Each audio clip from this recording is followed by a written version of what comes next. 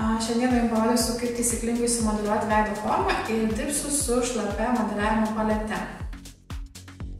Pirmiausia, dirbsiu su šviesia spalva ir pirmiausia išryškinsiu paakių zoną ir ją ryškinu būtent trikampio zoną, nes paakys yra įgilėjęs ir reikia jį išviesinti į trikampio zoną.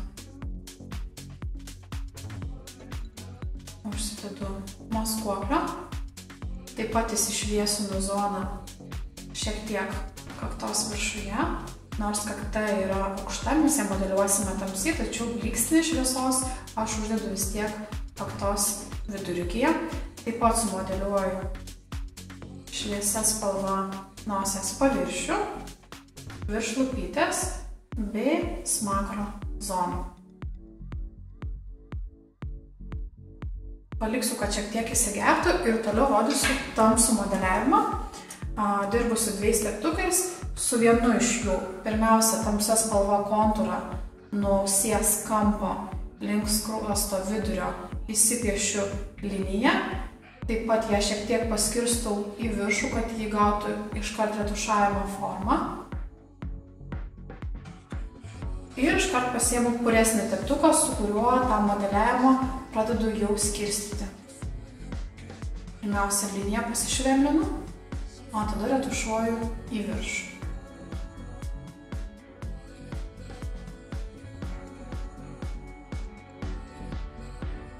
Visada veido zoną dalinu į 3 zonas. Kaktos zoną, skruostų zoną ir smakro zoną. Tada žiūriu, kuri zona yra aukščiausia. Šiuo atveju mes turim kaktos zoną žymiai aukštesnę negu smakro ar skruostų zoną. Todėl kaktos zoną reikia modeliuoti ypatingai šitoje zonoje ir ją modeliuoti, traukti retušavimo pagrindu link vidurio, kad atrodytų natūraliai. Taigi pasiimu tamsios modeliavimo priemonės, modeliuoju liniją. Tačiau ją iškart pradedu skirstyti, kadangi retušavimo teptuku mes įgausime natūralumą ir nebus per didelė tamsi linija būtent kaktos augimo zonai. Plaukų augimo zonai kaktos.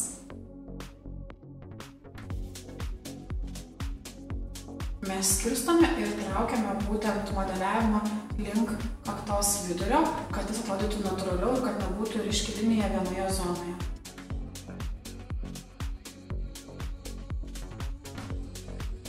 Šiek tiek dar pasiimu produkto, kadangi noriu vos ryškumą, bet jau imu jos su retušavimo teptuku, ne su dengimo teptuku, kad įgauti natūralesnį pigmentą, kad įgauti šešėlį, ne linijas.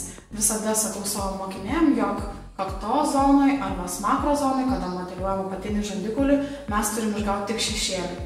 Tačiau skruostų zonoje mes galime išryškinti šiek tiek didesnę liniją, kad tai būtų griežtesnė, kad būtų labiau įkūdėjimas, kad būtų kūdesnis veidas ar ne, o čia visur kitur uždėti tik šešėlį. Taigi šešėlį uždėkime ir būtent apatinio žandikaulio zonoje. Taip pat dedu daugiau su retušavimo teptuku, kad išgautų kuo natūralesnį įspūdį. Šiek tiek pamodeliuoju viršų, nes turim šitą zoną šiek tiek irgi plačią. Tačiau daugiau priemonės dedu po apatinių žandikaulių, kad įkūdintumėm veiduką ir padarytumėm didesnį būtent kaklą. Tušuoju į apačią.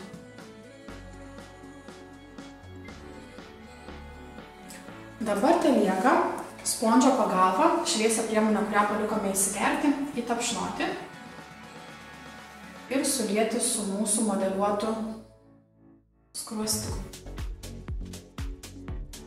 Tada labai gražiai atsiranda kontrastas, lygiai tą patį šviesumą, kuris lieka ant spondžio paviršiaus, aš dedu ir po sumodeliuotų skruostikaulių, todėl kad atsirastų išraiškingesnė linija, kad atrodytų modeliavimas natūraliau ir kad išryškėtų kontrasto pagalba tamsus modeliavimas. Taip pat šviesumą įtapšnoju, kur įdėjau smakro zonoje, virš lūpos. Nosies liniją palieku neretušuotą, kadangi dar ten dėsiu tamsios priemonės ir kaktos zoną tapšnoju spondžio pagalba šviesią priemonę. Nosies modeliavimą darau su retušavimo teptuku, galiu duoti didesnį, tačiau pradžiai, kada pradedat mokintis makiažą, siūlau jį daryti su mažesniu teptuku, kad būtų mažesnis plotas, kad neužeitumėt netinkamai ant nosies paviršiaus.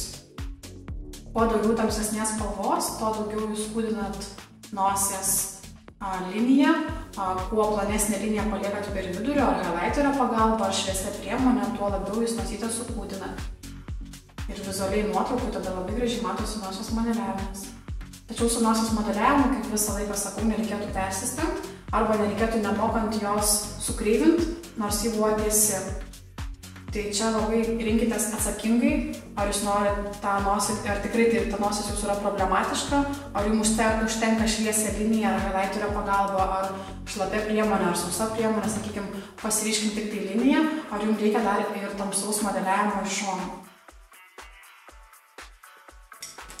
Spondžių pagalba šiek tiek tą liniją suspaustai aš paretušuoju, tam, kad jinai išryškėtų ir susilietų su tamsiu modeliavimu, kad vėlgi atrodytų natūraliau.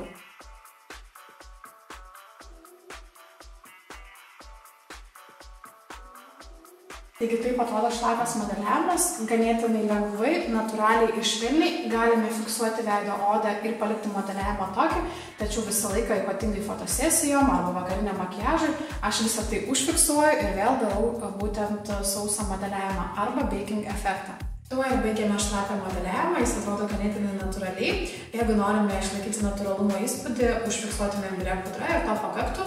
Tačiau jeigu darome vakarinį makiažą arba fotosesiją, mes visą tai užfiksuojam ir modeliuojam sausai.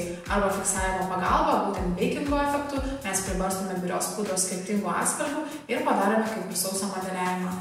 Taigi tiek.